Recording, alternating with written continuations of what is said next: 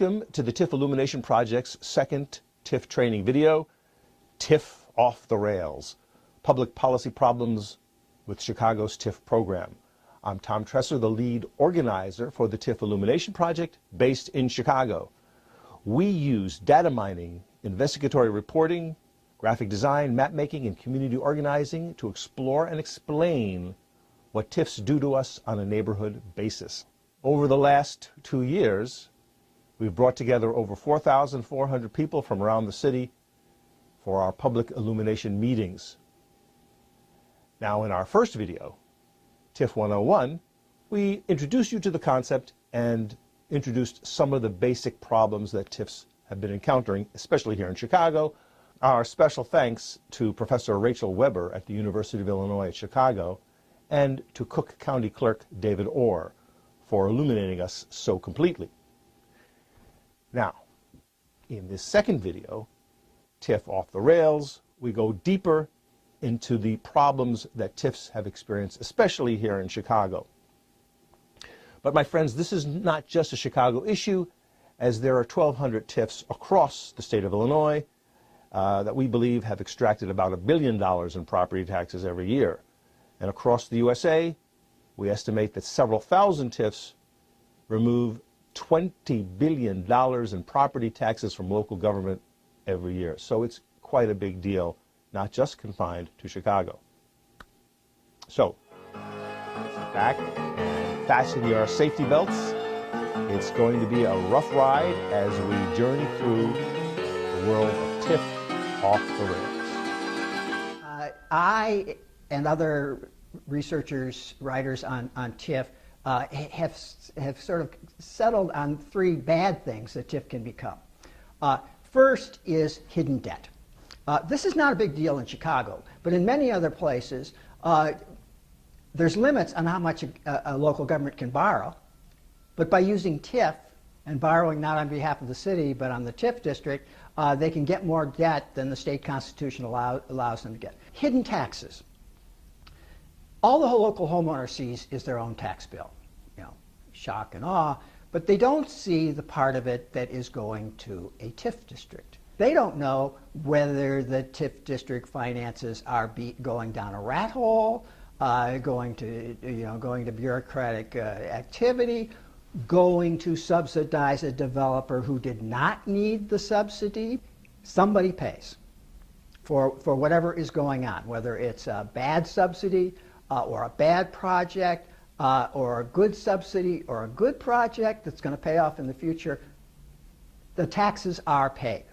So it's not free, as in the idealized case. So and that's a big deal. That's a big part of TIF. So hidden debt, hidden taxes, hidden governance.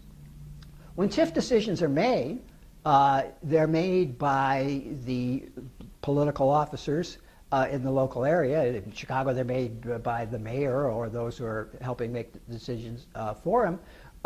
And they're not made in the same budget as the rest of the city. There are decisions to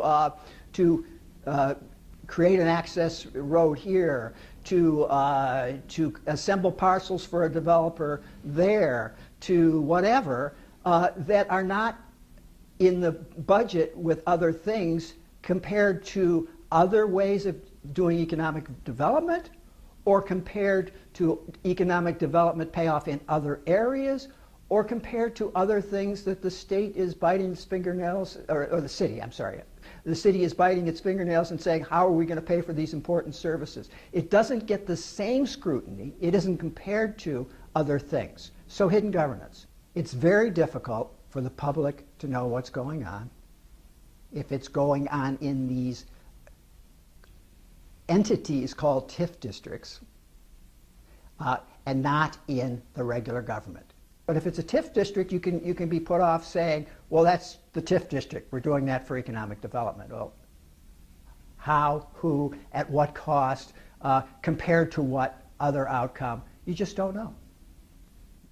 My work on TIFs started, as I said, in 2000, looking at Northern Illinois municipalities with TIF, without TIF. We actually found that TIF had a statistically significant and negative effect on growth in property values in municipalities that used it in the years that they used it.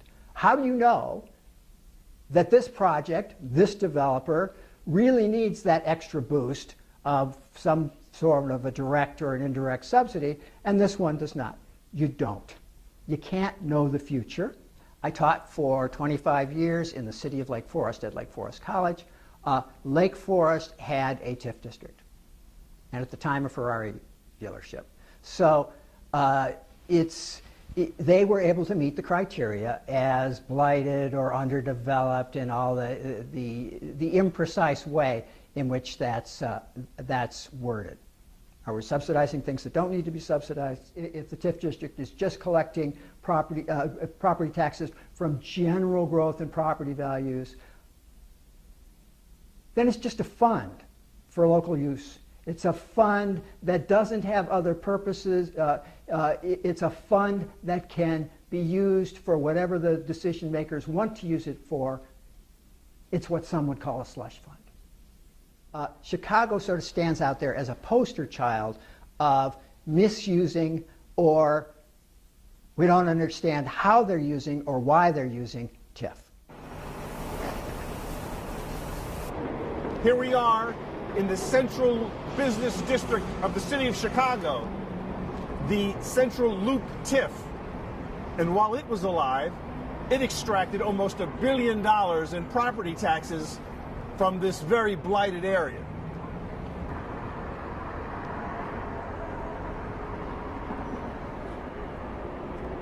The guys who bought the Sears Tower, they got a Welcome to Chicago TIF gift of $3.8 million.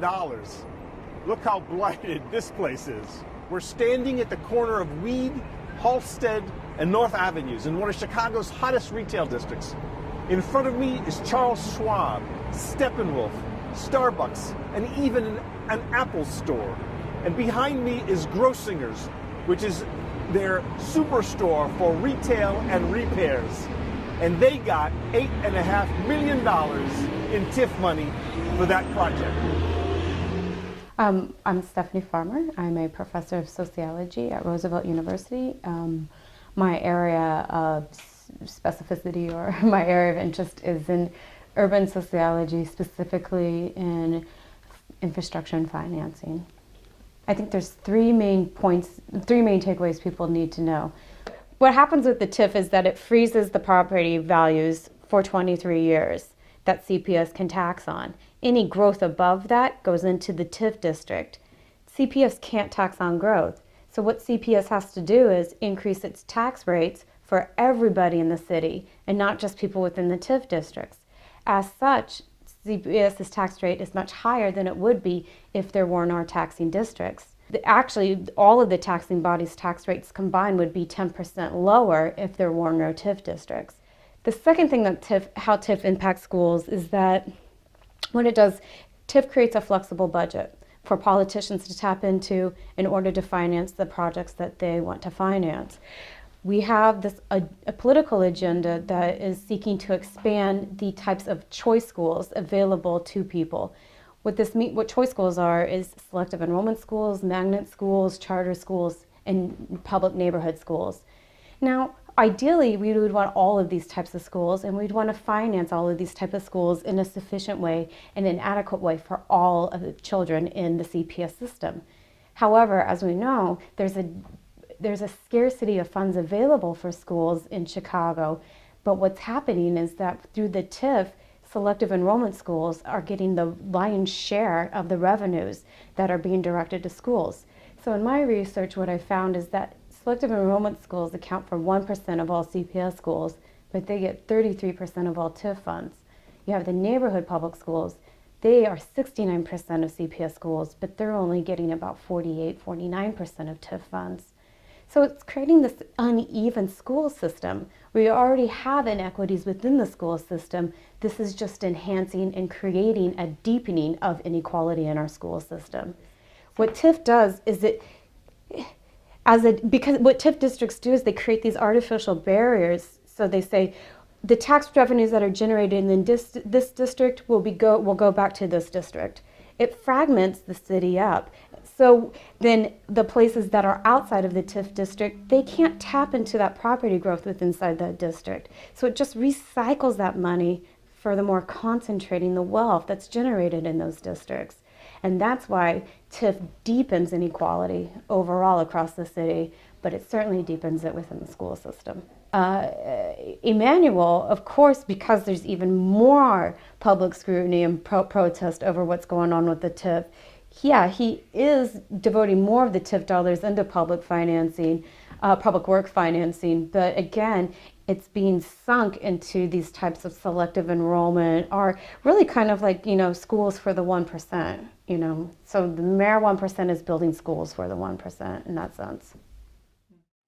Now we're going to hear from Jared Knight, who is shortly to receive his law degree from the University of Iowa's College of Law.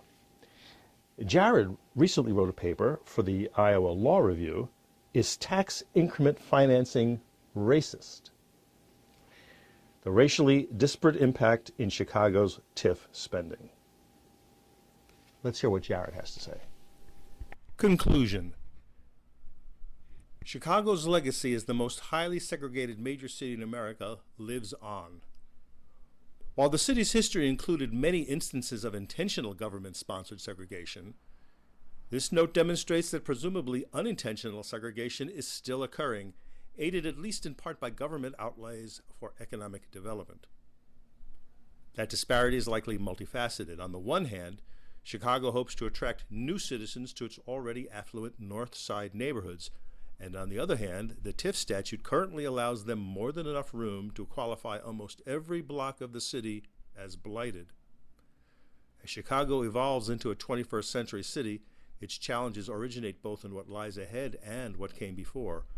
Equity in government services, whether TIF, schools, or police, should be one of the first challenges the city addresses. We're in the 21st Ward, in the parking lot of the closed Morgan Elementary School. The TIF Illumination Project has discovered about $33 million in property taxes have been extracted from this ward just in the last few years. Where'd it go? They probably could use that money right about now. Hi, I'm Doris Lewis Brooks. I'm a mother, a wife, a homeowner, a business owner, and a local school council member.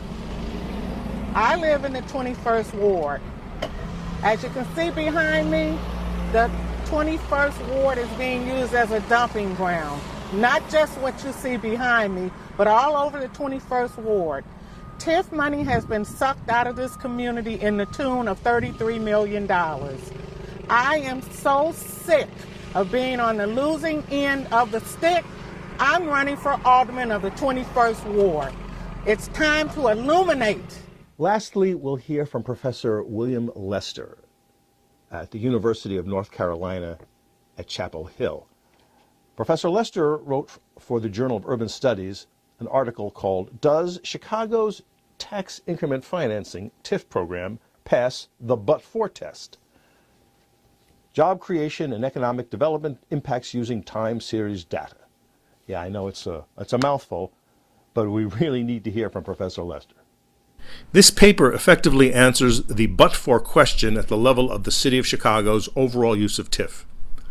Overall, TIF failed to produce the promise of jobs, business development, or real estate activity at the neighborhood level beyond what would have occurred without TIF.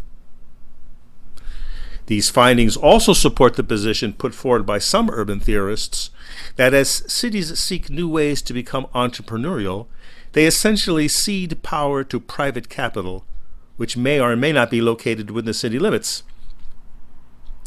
In the case of TIF, as more and more tax revenue is sequestered, the standing of developers and footloose capital is strengthened as resources are shifted to accommodate their interests, while the provision of public goods, such as basic education and shared infrastructure, are rationed in the name of fiscal crisis. Essentially, Chicago's extensive use of TIF can be interpreted as the siphoning off of public revenues for largely private sector purposes. Although TIF proponents argue that the public receives enhanced economic opportunity in the bargain, the findings of this paper show that the bargain is in fact no bargain at all. Siphoning off public funds for largely private purposes in Chicago, we don't have any examples of that, do we?